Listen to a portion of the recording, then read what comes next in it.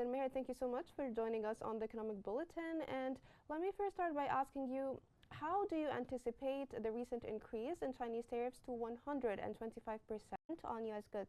How will it affect the US economy and consumer prices in the short and the long term?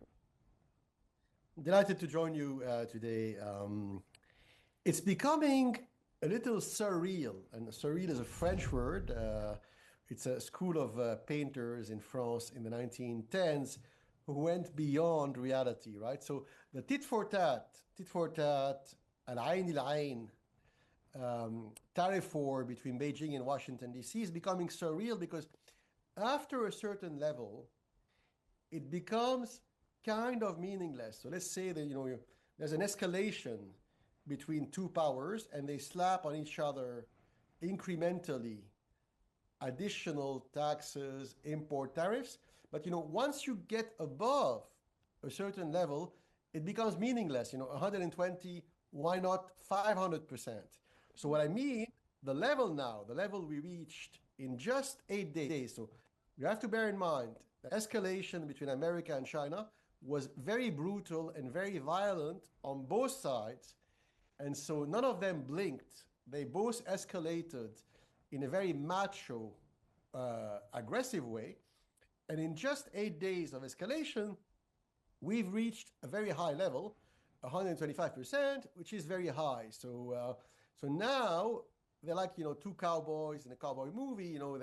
They're looking at each other and they're waiting for the other to blink. Sadly, for the rest of the world, none of them will blink in the short medium term. So in the short medium term, cracking the We'll China. get to the rest of the world later, but I want to build on what you said in light of the tit for tat strategy you're speaking about.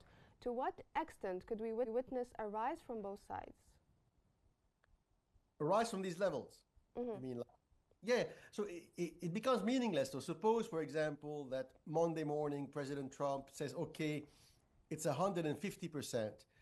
And then Tuesday, Chairman Xi Jinping says, oh, it's 170. So we're already in a very high territory, that high that the additional percentages no longer have meaning. What do I mean by that? So when you more than double import taxes, it's basically you're practically canceling, effectively, for all practical purpose, you're canceling commercial economic relations between two big players, and you're doing it very abruptly, very rapidly. So it's a shock to both countries.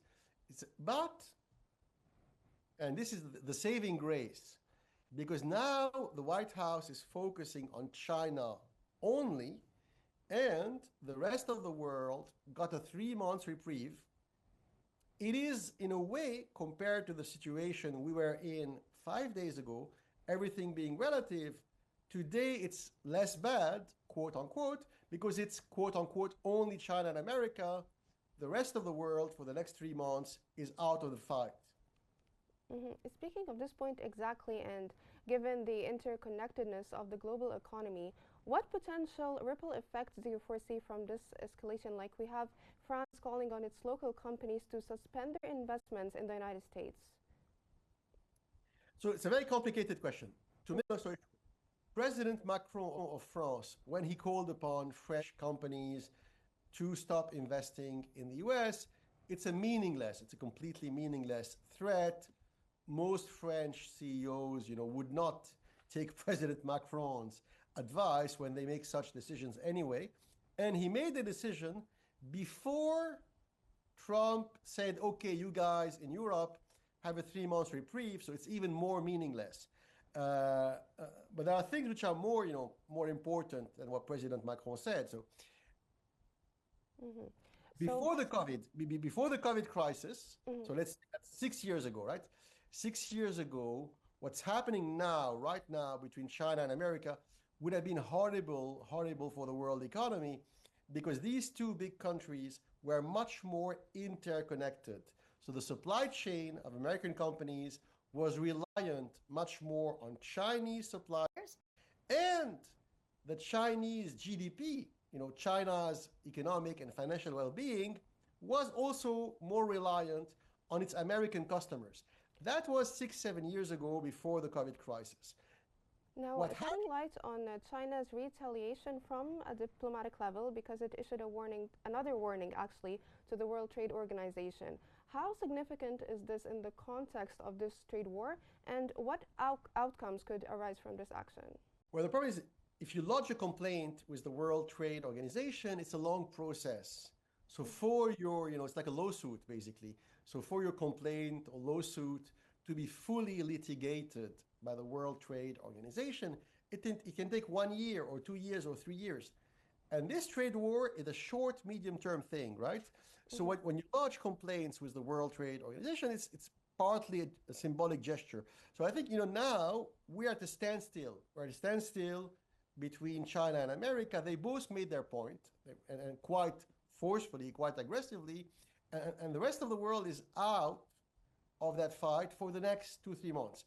What's happening now, it's a fairly tense situation, but it's fairly stable. Once again, the situation today is much more stable and less dangerous than it was 4 days ago, because just 4 days ago, it looked like a global trade war of everyone against the other. Now it's quote unquote, it's But only. sorry for cutting in, but I have to ask you, what do you believe is the long-term strategy for both the United States and China in this trade war? Are there any signs that either side is willing to negotiate or de-escalate tensions? So I think in the short term, no. So the answer is in the short term, no. They are both going to stand very firm on their positions.